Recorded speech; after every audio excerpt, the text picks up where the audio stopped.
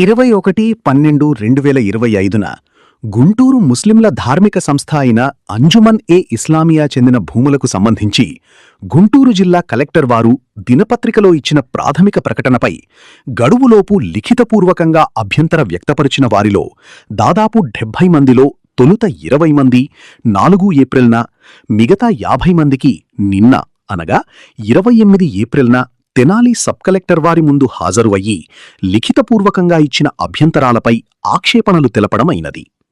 70 మందే కాక మరో 2-3 వేల మంది తమ పేర్లు, సంతకాలు, సెల్ఫోన్ నంబర్లతో అభ్యంతరాలు వ్యక్తపరిచినట్టు తెలియవస్తోంది. అడ్రస్ లేని వారి ఫోన్ నంబర్ల ద్వారా వారి యొక్క అడ్రస్లు తెలుసుకుని నోటీసులు జారీ చేస్తారా? లేదా ఎవరి నేతృత్వంలో అయితే సంతకాల సేకరణ జరిగిందో వారు సంతకాలతో పాటు అభ్యంతరాల పత్రమును జతచేసిన వారిని సంప్రదించి నిర్ణయం తీసుకుంటారా? వీరు ఎవరూ స్పందించకపోతే ప్రభుత్వం తీసుకునే నిర్ణయమేమిటి? అస్సలాము అలైకుం.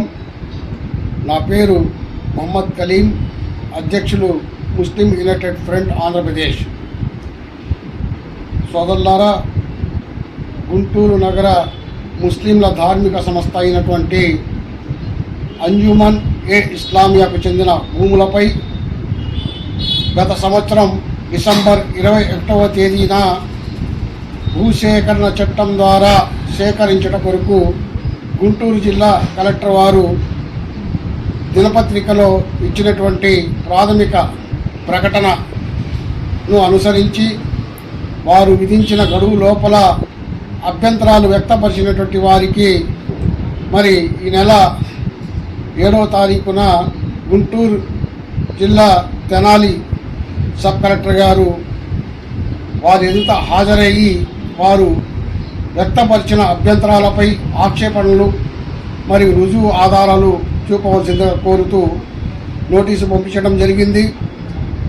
ఈ యొక్క అంశాన్ని అనుసరించి మేము ముస్లిం యునైటెడ్ ఫ్రంట్ తరఫున ఫిబ్రవరి 2, 2026న గుంటూరు జిల్లా జాయింట్ కలెక్టర్ వారి ద్వారా గుంటూరు జిల్లా కలెక్టర్ గారికి మా యొక్క అభ్యంతరాలను తెలియపరచడం జరిగింది. ఆ అభ్యంతరాలపై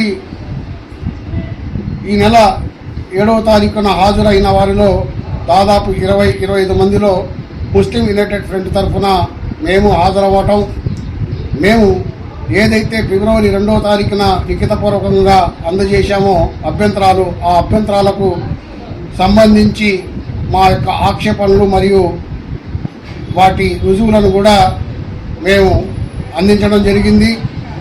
మరి నిన్న అనగా 28/4న మరో 50 మంది దాదాపు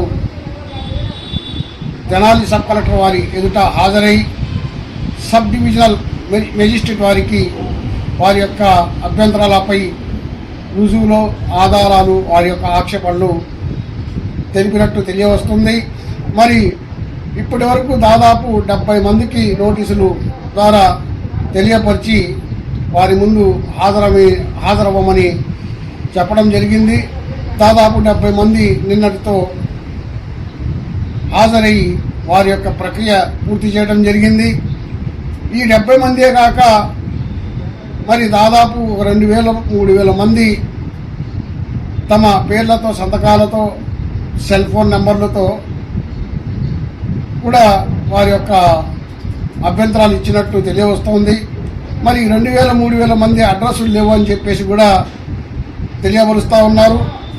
ఈ అడ్రస్లు లేని వారికి ఫోన్లు చేసి వారి యొక్క అడ్రస్లు తెలుసుకొని మరి వారిని కూడా పిలిచి హాజరుపరుస్తారా, లేదా ఎవరి నేతృత్వంలో అయితే ఈ సంతకాల సేకరణ జరిగిందో వారి యొక్క కవరింగ్ లెటర్ మరి ఉంటే ఆ కవరింగ్ లెటర్ ఎవరిదైతే ఉందో వారిని పిలిపించి మాట్లాడి మరి ప్రక్రియ పూర్తి చేస్తారా? అలా కాని పక్షంలో మీరు ఏ నిర్ణయం తీసుకుంటారు అనేది కూడా తెలియపరచవలసి ఉంది. అదేవిధంగా కవరింగ్ లెటర్ ఇచ్చిన వారు కానీ, ఎవరైతే సంతకాలు చేశారో వారు కానీ దీని మీద స్పందించకపోతే మరి దీని మీద ఏ విధంగా చర్య తీసుకుంటారు? కాబట్టి మేము ప్రభుత్వానికి తెలియపరిచేది ఏమిటంటే, మీరు డిసెంబర్ 21వ తారీఖున ప్రకటన జారీ చేశారు, 60 దినములు గడువు ఇచ్చారు. ఆ 60 దినముల గడువు 19 ఫిబ్రవరితో ముగిసింది. అదేవిధంగా ఆ గడువు ముగిసి కూడా దాదాపు ఇప్పటికి 70 రోజులు అవుతా ఉంది. మరి మేము గడువు లోపల అభ్యంతరాలు ఎవరైతే ఇచ్చారో వారిలో ఉన్న మేము కూడా మా ఆక్షేపణలపై రుజువులు ఆధారాలు సమర్పించి కూడా దాదాపు 20 రోజుల పైన అయింది. మేము ప్రభుత్వాన్ని కోరేది ఏమిటంటే మేము అందజేసిన అభ్యంతరాలపై సంతృప్తి చెంది మీరు ఆ యొక్క ప్రక్రియను నిలిపివేస్తారా, లేదా ఆ ప్రక్రియ కొనసాగేటట్లయితే మాకు ఎండార్స్మెంట్ ఎప్పుడు దాకా పంపగలరనేది కూడా మేము తెలియపరచుకోవాలనుకుని కోరుతా ఉన్నాం. అదేవిధంగా మేము కోరేది ఇంకోటి ఏంటంటే ఈ ప్రక్రియ మీరు ఎండార్స్మెంట్ ద్వారా మీ అభిప్రాయాన్ని తెలియపరిస్తే మరి మేము తదుపరి కార్యక్రమం ఏదైతే ఉందో ఆ న్యాయ ప్రక్రియ కొనసాగించడమా ఏం చేయాలనేటువంటి ఆలోచన చేసి భవిష్యత్తులో మా యొక్క కార్యాచరణను మేము గుంటూరు నగర ప్రజలకు తెలియపరుచుకుంటాము.